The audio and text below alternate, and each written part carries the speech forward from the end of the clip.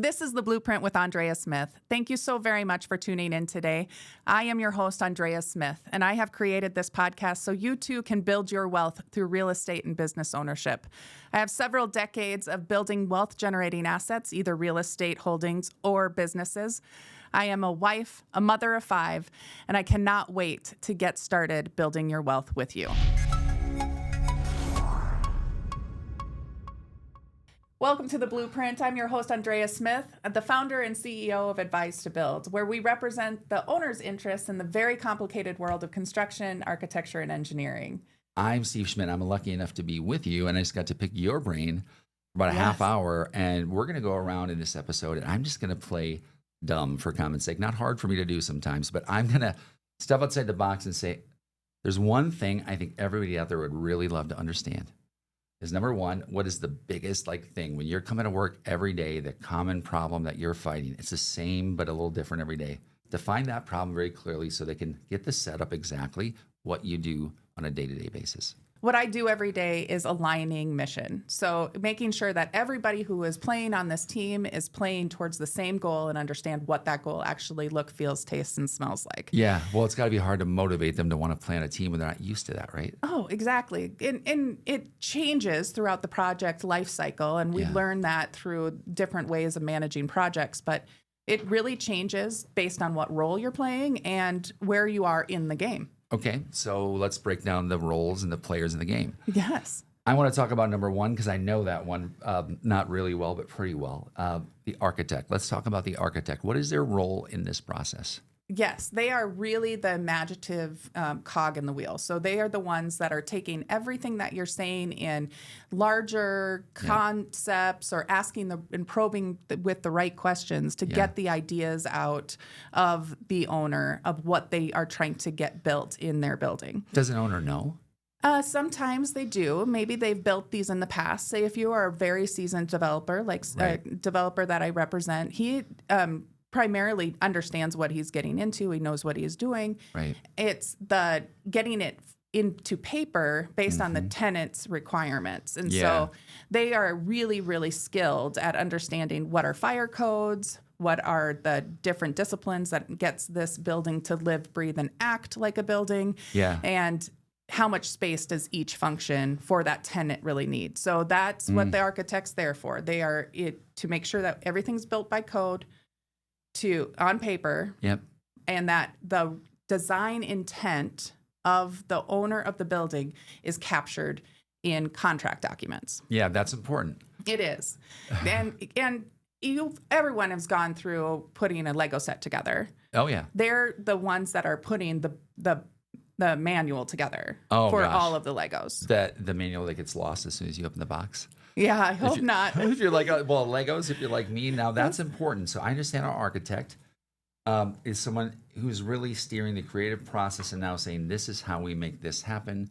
I'm rendering drawings. I'm now coming back to you. Are we going into a different area now of this ecosystem? If we start to get into the actual design presentation and say, this is what we're thinking.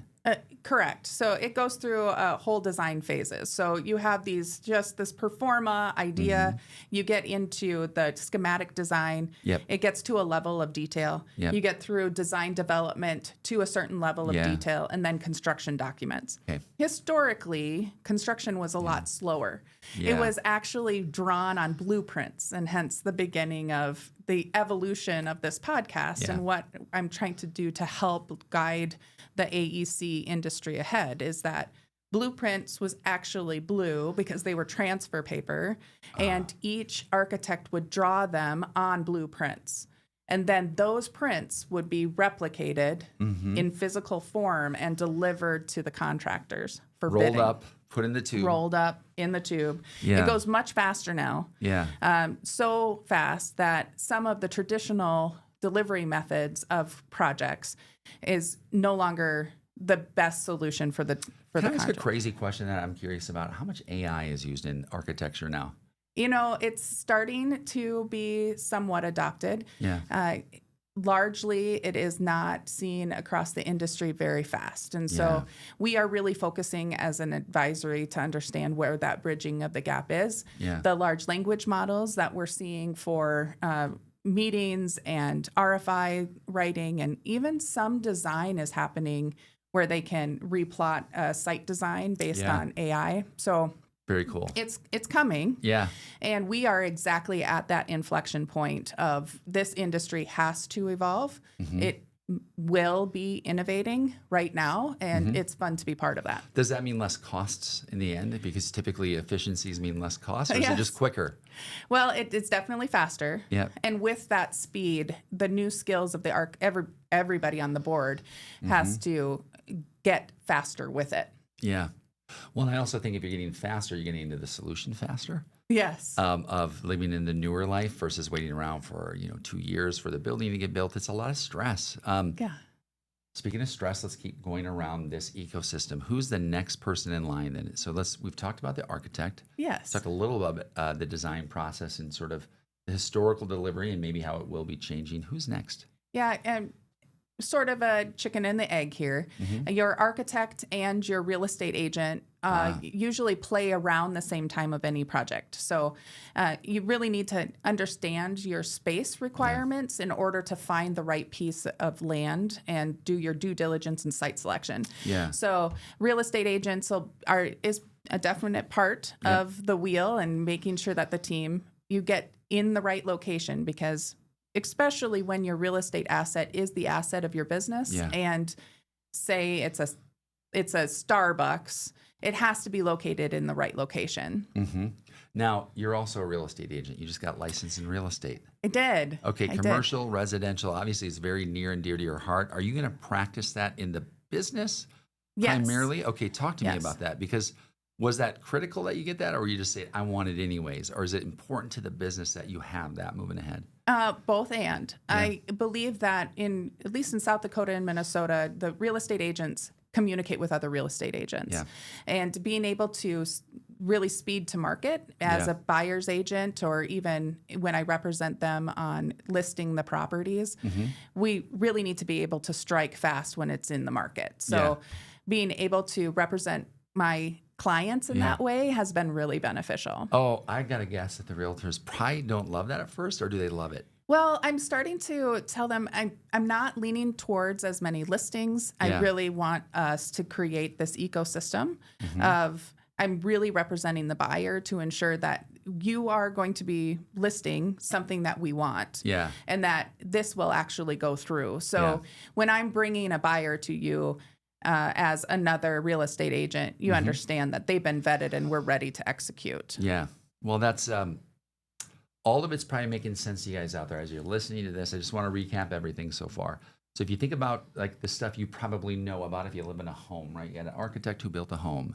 You had someone who came up with the design and the drafts, and you had a real estate agent that you bought the home from. We're talking about offices again. Yes. And we're talking about the critical underpinnings of why this is such a good decision from an asset management and ownership standpoint.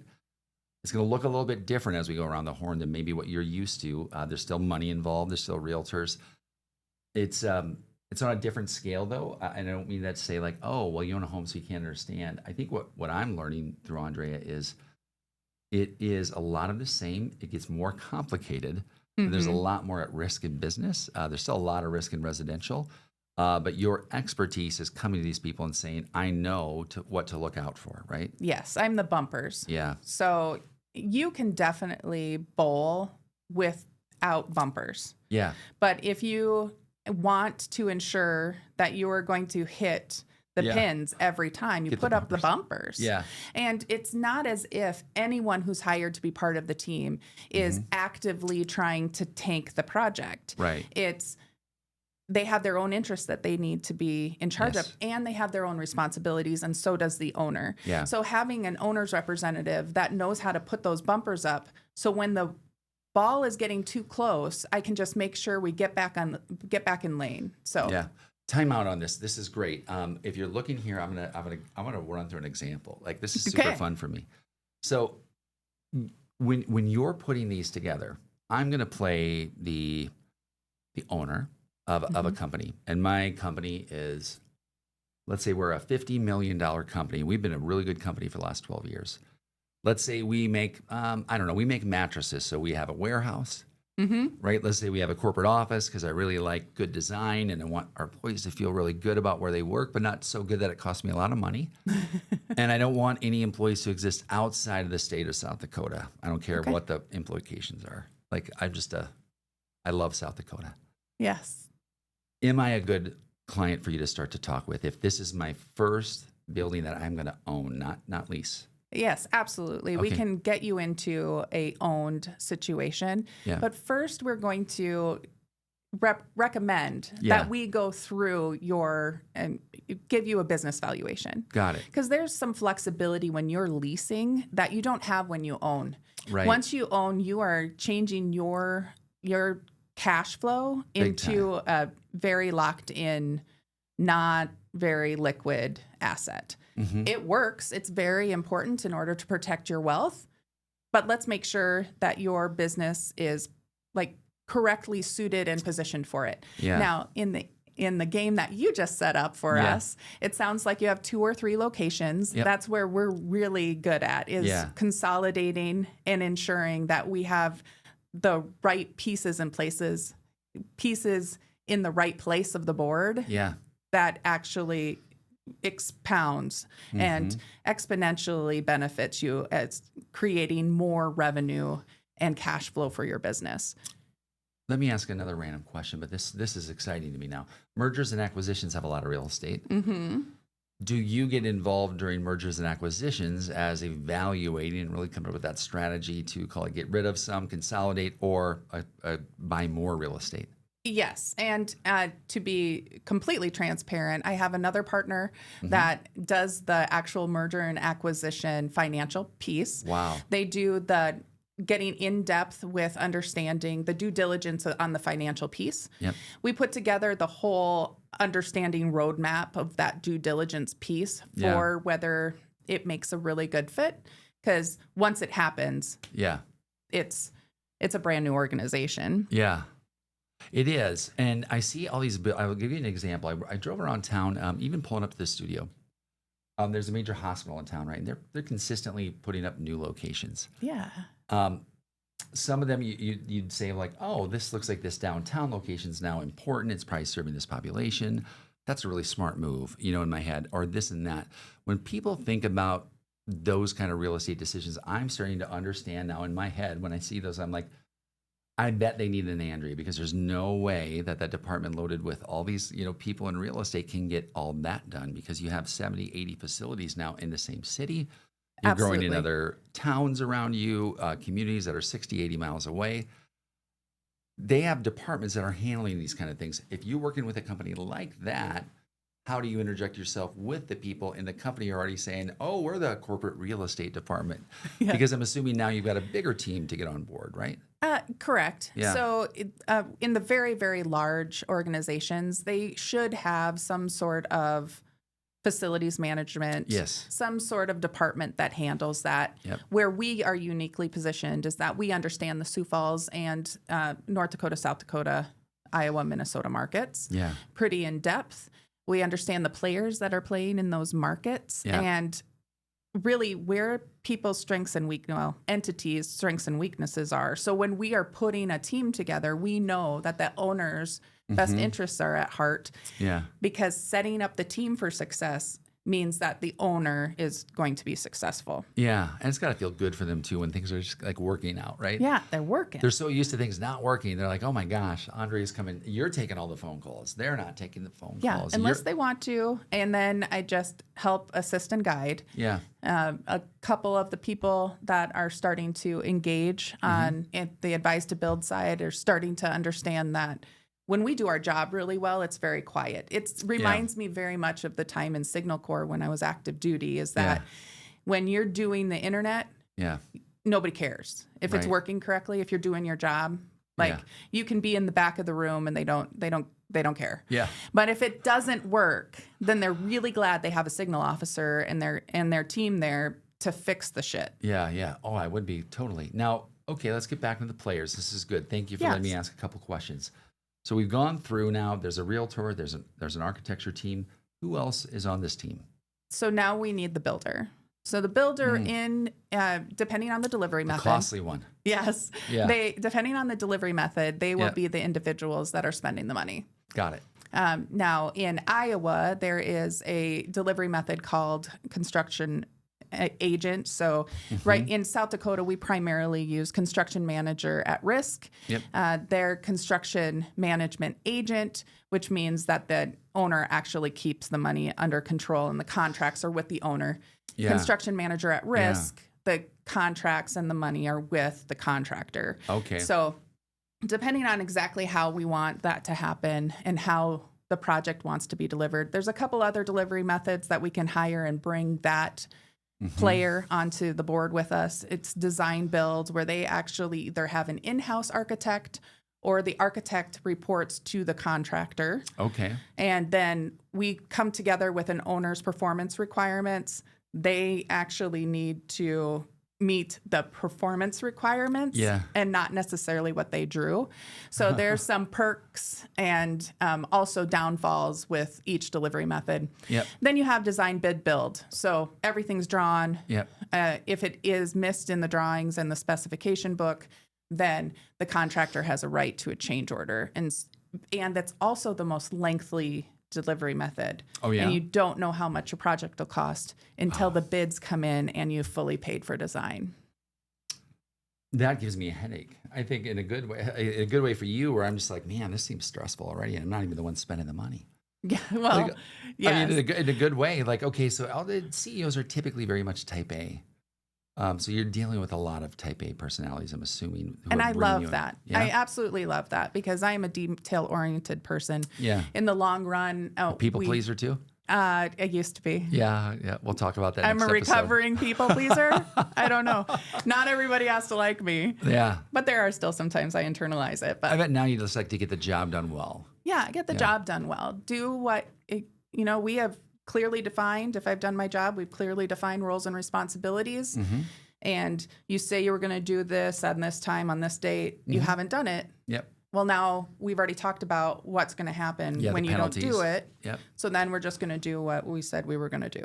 Some of the penalties that seem easy to think of for me is like, if it's not built and finished by this date, there's a penalty every day. Yeah. Walk me through some of the crazy penalties that we just go like, oh my gosh, like I didn't think of that. And I'm not looking for the secrets in the contract, but people want to know, like, what are some of the things we're not thinking of that could go wrong? Yes. If you have a really trusted partner in your builder and your architect, because both of them have to play really well in the sandbox together in order to avoid any delays that you can control. There's always going to be delays in the market that everyone has to come together and fix together. But if they're playing really well and you have long history with that contractor and that architect, you wouldn't necessarily need to lock them into a monetary problem if they keep going over dates by days or months or years. I do need to be really clear. I am not a lawyer. I don't practice law. My understanding from hiring many subcontractors and contractors and architects throughout my career is I know enough about the contract to understand what the levers are to pull. Yeah. And I've had to pull levers. I've had to fire people and subcontractors from my jobs and go for their bonds. Liquidated actual damages, actually having to pull their bond and kick them off of a site that is absolutely the last resort. But really just do what you say you're going to do when you are going to do it. Yeah. And Makes it's getting it easier for everybody. Extremely more complicated when we have less people in the market doing this kind of work. Yeah. So less people doing this kind of work being the use. Less field labor. Got it. Less field labor executing the work in the field. Thank you. Okay, thank you for clarifying. So there's less people to do it. So don't make them not want to work with you because good luck replacing them. Yes. Yeah. Okay. So let's keep going around the wheel. We're getting this, and visually we're going to be representing this to you, so it's easy to keep track of at home. Yes. So right now we've gone with an architect, the real estate agent, the contractor. Yep. The contractor is then hired, depending on the delivery method, with a whole host of subcontractors. Oh boy, and I want to talk about this because now payment approvals come out, right? Because people get paid as jobs get done, as funds are needed. Who's doing that through this whole process? Those actually gets funneled through the contractor. Okay. Now, what's great about having an owner's rep and an architect on staff for both, the architect does need to sign off on the general contractor or CMR's payment request. Yep. When you have your own owner's rep, I'm also going through, and our team goes through to ensure that you're not overpaying. Yeah. For banks, we do the same thing. Yeah. So we will actually certify a pay application based on a site walk to ensure that you're not overpaying for the work in place. What happens when you overpay with the work in place is they decide not to come back and finish their work. Now you have to hire someone else to finish the work, and there's not enough money to do it. Right. Oof. So that is what we excel at, is ensuring that we're protecting everyone, including the contractors that may be overbilling. When you get a call from a CEO during one of these really stressful times, or one of the people that you're working with, it takes a very special person to be able to take that call, want to solve their problems. It's after hours. I'm guessing your calls probably don't come between 8 and 5. A lot of them might come around 8 to 5. Some people run from that, right? They go, oh my gosh, I really don't want to do this right now. Not that many people that own their own company do that, but there's still quite a bit of people who would say, yeah, I'll call them back tomorrow. You're not that person. I've seen you even take a couple of calls down here. There was an elevator issue, I believe. It was and you were not passing the buck to anybody. You were explaining it, and you're like, I got it. You made a couple more phone calls, and to me, that was a really good depiction of what you're doing, which was someone who's helping this facility or managing it or building it calls you. They have a problem. You didn't say, well, I'm busy right now. No, I'll call you back. Let me finish this podcast. No, you're like, I'm going to get this. You called this person, got the problem taken care of, and you came back and finish the podcast. Yes. Which I thought was pretty cool, because you'd have to be that way to be successful, wouldn't you? Otherwise, you're just going to be average if you're not willing to do the things that it takes to really represent an owner who has a lot of demands, doesn't necessarily work 8 to 5, but when managed correctly, it's not the world's worst job. It's pretty darn fun, and you might just start a company out of it. I'm thinking of the player I want to talk about. I want to talk about the person at the company. It's the owner, isn't it? Yes. Okay, let's talk about the owner. Yes. In this ecosystem. They are, at least the ones that I've had the pleasure of working with, whether it's a government entity or it's an individual developer or his team of developers that are really, if this is their money on the line, this is their reputation. Yes. And this is their time and effort, right? So a lot of times when I'm representing developers that completely understand the process, they've done this multiple times before, I'm just creating more bandwidth for them to do more. And our team is allowing that, for just freeing up some of their time and being supportive in that way. Yeah. For other entities that don't have this in their wheelhouse, maybe they're medium to mid-size company that don't have enough real estate for it to make sense for them to build out a team that of really seasoned professionals like myself and my team that we understand what we're looking at, and we've seen a lot of things before, so we know how to avoid them. We're really saving a ton of money for those individuals that are doing 1, 2, 3 projects in the length of their businesses, and then we're providing more bandwidth for those that do it all the time. People talk a lot about legacy businesses. I just want to ask this, and we'll get back in the ecosystem. When you're thinking about, when I'm thinking about legacy systems, legacy companies, you just mentioned that they're going to be building for maybe a third time. That's a lot of builds, but probably building every maybe 10 to 15 years, right? Yes. That is then also building a wealth vehicle for the company and generational wealth too.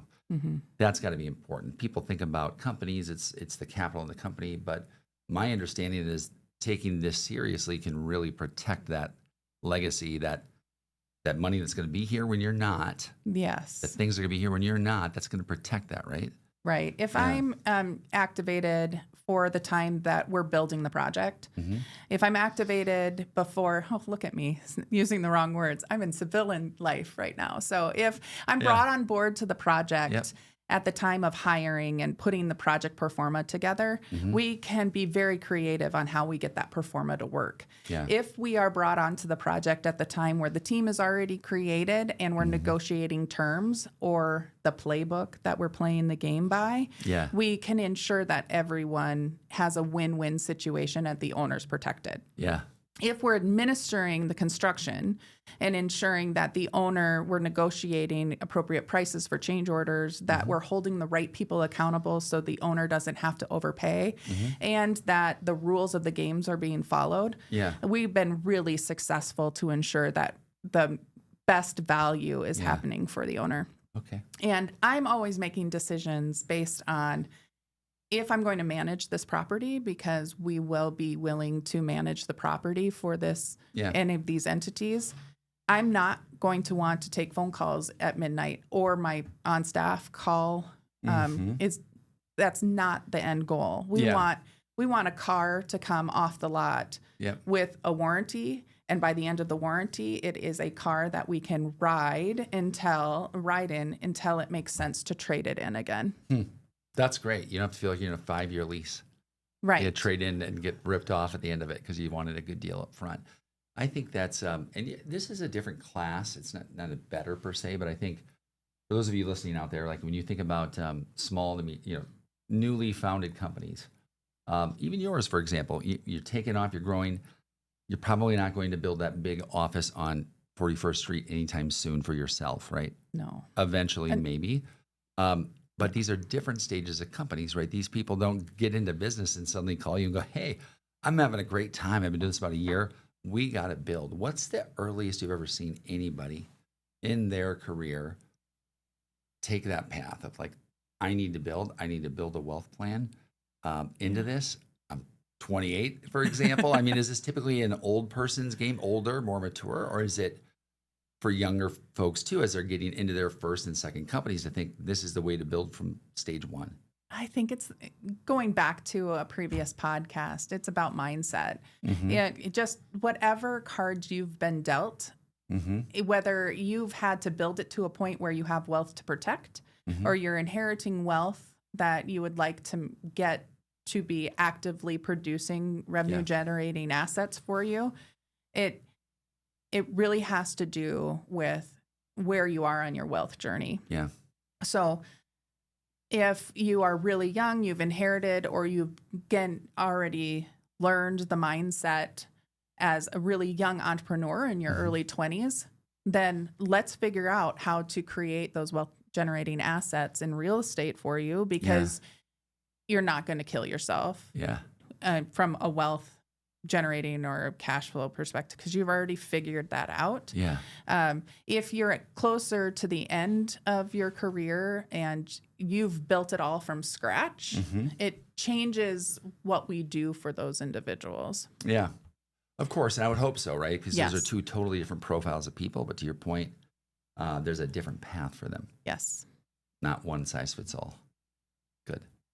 Because playbooks are great, but some of them are very like, now that we do this play, and they're like, no, move your foot to the left. And you're like, that doesn't work for me. And that feels restrictive and it's hard. Okay, this has been great. As we shape out more play, who are we missing in the ecosystem? What players haven't we hit yet? I think that's where we're at. Maybe the tenants. It's you. Yeah. Oh. So I want to talk about you now, because we're going to piece this all together. Okay. You're in now. I know we've said control, align, manage. Walk people through a day of your life. Like, what is a day in your life? Not a podcast, edited podcast, because that looks a certain way. What does it look like? You get up at what time? You go do this, and then you come home at this time. And what does it look like in between there? I never shut off. So for me, I don't know if I believe in work-life balance. Ever since I could work, I have worked, and work is my love language. It's probably why I'm an entrepreneur. It's also why I have such a high level standard for the ones that work with us and the people I work for, that we take on as clients. So my day usually starts sometime between 5:30 and 7 o'clock in the morning, depending on if there was a workout the day before, or if there is a project that I need like the number 1 minute of my day. Yep. If I need it to be really fresh and it takes a lot of concentration, those are the projects or the workout that will happen between 5:30 You morning and person 7. or a night person? I am now a morning person. You are? Like it? I love it. Yeah. I love to get up with the sun. Good. If you had asked me 15 years ago, 100% a night person. Like, it's fun. I became a morning person because I didn't go to bed the night before. Yeah. Yes. So You just reset it by saying, if I just stay awake 12 more hours, I'll love this instead. That's great. Yes. Are you, do you find it easy to focus in the morning? Yes. That's when like the real work happens, where you have to do mass production in the morning, or mass digestive information happens in the morning. You're also getting around town a lot now. So now imagine you're going to leave your house at some point pretty soon because you're going to go meet someone at Josiah's. You're probably going to go over to Berkshire Hathaway and hang out with your new real estate license and all of that network of people. Or you're going to be at one of 100 other places that people say they see you around town, because that's the way there. You're doing it. Like, you're getting out to meet businesses and seeing people every day. There's just no way that after 2 or 3 years of doing that consistently, people won't know who you are. And I think that's commendable, because it's not you sitting behind making social media posts hoping that someone comes in as a lead. Like, you're living it. Yeah. My office is my truck. Yeah. Yeah. Does that feel good though when you like pull over sometimes and you're like, I'm just going to work for a half hour before I go inside because I want it all done. I want to make a clean break inside. Although I will give you this one. I went to a truck after a minivan, and the minivan had the actual plug-in in the back, because it's really, really great for a whole family. But this minivan, like, remote control, doors open, and then it has the plug-in in the back. So if I don't get my hair curled after the workout, and then I'm just letting it air dry, I can curl my hair in the car, and I can't do that in the van, and I can't do that in the truck. And so, yes, that's awesome. Life on the move. Well, and you're moving because all these parts are moving around you. And I think that's the interesting part, is it doesn't make it easy. A blueprint like yours is not going to make it any less work. The work is beautiful to you. I think that's the part. You're committed to the work. You don't want to do less work. You want to make the work easier to do, to align people, to make a better experience. And that to me is, the nice part here is I haven't heard you, even when I'm trying to get it out of you, say like, this person's the bad guy. You're like, no, sometimes they can be perceived as that. And this is why. Showing me you have a true understanding, because usually when people are naive to something, I find myself especially, I don't know about it.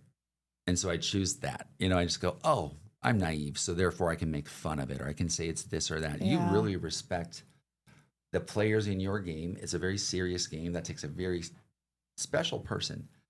Because you're not going to be an attorney, you're not going to go be a lawyer, all these very serious jobs, but this is very serious. It's kind of serious, that amount of capital I can't find in many other lines of work. And I just want you to stop and think about that. A $50-60 million piece, an asset.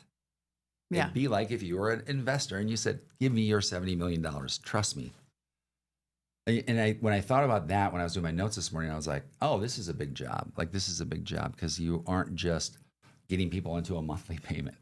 No. I mean, nothing like that. No matter how it's financed, this is significant amounts of money they've made, or they're spending on this because they're not going to spend it on something else. Mm-hmm. And those are the decisions I found that really good business makers seem to make with ease, because they surround themselves with the right people, and you are the right person.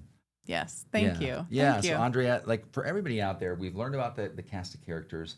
What can we look forward to on the next episode? Because now that we know who they are, how are we going to break it down? Next week, what are we going to look forward to? We're going to dive into the 8 minefields of a project. This sounds complicated.